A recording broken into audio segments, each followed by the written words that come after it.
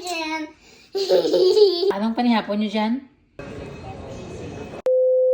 G'day mga tita and tito, hello from Australia. So for today's video ay mang spray kita para hamot, para gwapa. Tag mailonggo kita karon nga adlaw para namin kita tinikal naton baka nagadali mong kuti kay gabi doon. O ano na oras diri sa amon lapit doon itong gabi. So tapuso naton ini para may araman kamo nga lantawon karon ba. Aga pa kahapon sang Huwebes tita, nagsala kami kinanawag man si ugangan nga masugat na kuno kami. Kaya ang hambal sa ako niya alas 12 ba pagka alas 10:30 pala nanawag doon. Tiya nga ako nakapiinit pa, nagtimpla na lang ako tinapay. Kaya hindi ko gusto yung magutman duman ako. Ti, kaya alam mo nyo lang pasmo da. Masipa-sipa. Ti, kalata sa dalan.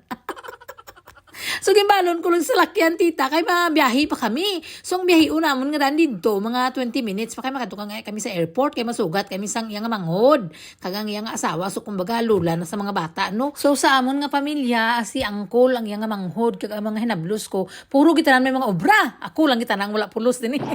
So, ako karon ng driver nga adlaw, tita. Nagpa-airport naman kami. Ay, pirmi na lang kuya ka pa-airport, ya. Kabay pa tani sa sunod ng mga binulan. Ako duman ang malayas. Kaya dugay-dugay na kuya wala kasakay sa aeroplano.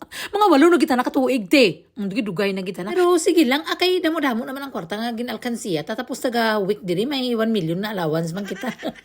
So perfect na yun ang sunod. Aga-aga pa kuya kahapon niya nga nag-vacuum sang salakyan mo gin pa inaw-inaw ko gidi ang mga salamin da. Pati ang mga bangko gin pang spotless gid para gwapa. Kati hulamon ganin nilula ang salakyan hindi nga dana aton basi balabawi unaw. Ay.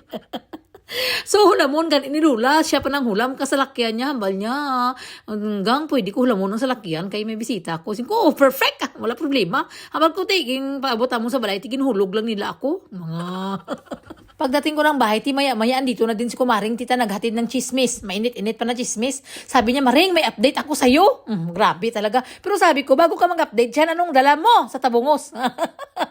May dala man si kumari tita ng goat meat tita. Oy, kag may dako-dako pagid nga legs ang lamb tita. Ay ti perfect kinabuas sa amon diri nga lunch. Kati may lunch nga kami diri sa balay buwas sa Sabado. Oh. So, ang anak ko ti nga babae ti, sige pamangkot kung ano do oras mapuli si ate niya. Kati may eskwela si ate niya bay. Kay si Astrid tita, wala man asang sulod sa klase o Lunes, Martes lang na siya kag ang Biyernes abi once a fortnight lang or once a 15 days ba.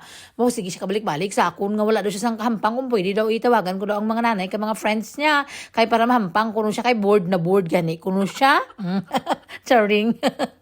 So pagkagabi naman te, ako ang nakatuka nga maghihimo sang panihapon sa piyak balay no kanday lula. Kaya ambot ano nga gatod nga ako pagidiri nga kabalo naman sila dito ang kadali dali lang man sini.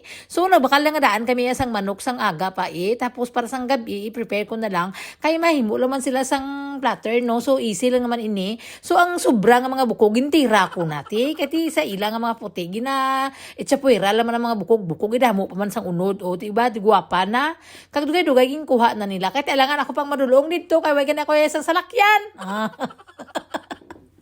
Pagabot niya ang kulsang gabi tita, actually may salakyan man kami nga isa yung Ferrari namon nga itom.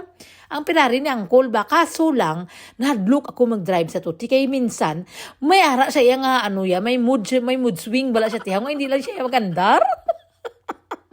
Minsan malay mo kung namin ang dalagan ko dito sa traffic kag hindi siya magandar. O, kung gusto yun lang tanang hindi siya magandar. Tiyanon ko na kayo dito akong kabalusin naman po ayon. Si Angkol lang ang kabalusin na. Ay. Pero subong adlaw, no choice gina ko talaga. Kailangan sino magsugat kaya ti Celeste. O, natural. So, nagadto din ako sa groceryhan kaya may ginbakal pa gani ako para pang ingredients ko man boss. Kaya may bisita gani ako. Baw, jutaya na lang gid siya hindi magandar dito sa may parking lot tita.